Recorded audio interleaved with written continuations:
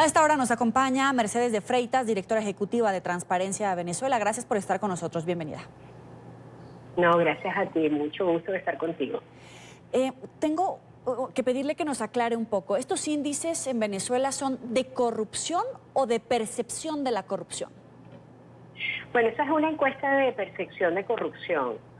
Se hace un gran cuestionario, un cuestionario cada vez más complejo. El barómetro sale desde hace muchos años. Sin embargo, se reforma y se modifica la herramienta, la metodología para tener información más cercana a lo que está pasando en la realidad, con lo cual una pregunta valida la otra o no, y uno puede tener más cerca la información de lo que está sintiendo y pensando la gente. Sin embargo, en el barómetro hay unos datos que no es solamente lo que la gente piensa que está ocurriendo, sino que se les pide a las personas que respondan si les ocurrió o no les ocurrió, con lo cual es mucho más que percepción, ¿no? Uno se acerca a preguntar, en los últimos 12 meses, ¿usted o alguien de su familia ha tenido que pagar por algún servicio público, ha tenido una experiencia de corrupción? Entonces ya esas preguntas dan una información de ocurrencia y se puede medir entonces mucho más allá de percepción, realidades. El 87% de los venezolanos encuestados aseguran que la mayoría de las personas que rodean a Nicolás Maduro son corruptos, es decir, no hay confianza en el madurismo. Así es. Bueno, en el madurismo ni en ningún nivel del Estado venezolano, porque si bien es cierto que en lo más importante, en lo que sale peor evaluado es el presidente y el grupo más cercano al presidente, pues también sabemos que parte de lo que hace el grupo de Maduro es la Asamblea Constituyente, que tiene 82% de percepción de corrupción. Todo el sistema de justicia, los jueces y los magistrados tienen un 79%, los empleados públicos no se salvan y tienen 84%, pero esa percepción y esos niveles de ocurrencia, estoy segura que si me lo preguntan a cualquier venezolano va a estar de acuerdo con esos resultados. Transparencia de Venezuela tiene un sistema de recepción de denuncias de corrupción y todos los días recibimos denuncias. En principio, y hace unos años, la mayor cantidad de denuncias era contra los policías, el policía que te cobró, una cosa que se conoce en América Latina completa. Sin embargo, desde hace unos años para acá tenemos mucha más denuncias de cosas mucho más concretas. Por ejemplo, para obtener la identificación, pasaporte o cédula, sobre todo pasaporte, que como ustedes bien saben, América Latina es prueba de la gran migración de venezolanos y el documento del pasaporte es vital, es esencial para no estar indocumentado y poder hacer las gestiones necesarias en cualquier país. Pero para ese pasaporte, Transparencia Venezuela solo tiene 7 denuncias ante la Fiscalía General de la República, con lo Mercedes, cual estos podemos índices, dar fe de la gran cantidad de denuncias. ¿Estos picos pueden deberse, por ejemplo, a la ola migratoria, es decir, que la gente necesita estos documentos para salir? ¿O a qué atribuyes que ahora sea en estos sectores donde se ven estos picos? Bueno, quizás hay más personas que se enfrentan al problema, sin embargo ese problema no es nuevo, no es desde hace 4 años ni 5. Desde hace muchos años en Venezuela ha ocurrido, hemos tenido como olas en donde ha sido difícil conseguir el pasaporte. Hace unos 10 años se resolvió temporalmente, se incorporó un sistema automatizado de citas en línea, entregaban el pasaporte a los 8 días. Los venezolanos estábamos felices, veíamos que por fin algo estaba funcionando, pero eso duró muy poco tiempo.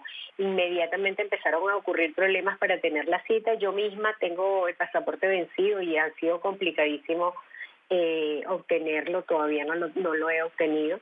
Quiero decir, no es una cosa que le pasa a alguien desconocido, no, eso nos pasa a todos los venezolanos. Pero no es solamente, lamentablemente, no es solamente en el SAIME, que es este órgano que es responsable de la identificación y que garantiza un derecho humano como es el de la identidad, sino que hay muchos otros sectores que quizás son más importantes para el desarrollo de la sociedad, como la justicia. Cuando los ciudadanos no confían en la justicia, en los jueces, los magistrados, poco podemos decir del Estado de Derecho. No ¿Y se cuánto cumple se el puede Estado de gastar Derecho. un venezolano en actos de corrupción con un policía por obtener un servicio o en estos casos extremos de los que usted habla en términos de acceder a la justicia? Bueno, la verdad es que ahora no tengo muy claros los números porque, como sabes, la inflación nos hace perder la perspectiva de cuánto cuestan las cosas, pero seguramente eso también está dolarizado. El pasaporte, por ejemplo, nosotros hemos recibido denuncias de que la gente para obtener un pasaporte, no la cita, el pasaporte, los costos van desde $750 a $3.000. Hay otra cantidad de trámites importantes en donde también se pide dinero, como por ejemplo las notas certificadas que tanto necesitan los migrantes para obtener trabajo o para irse a estudiar a otro lugar. Hay ahí también una larga lista de denuncias de corrupción, pero en Venezuela el problema no es solamente esa corrupción simple que llamamos, ¿no?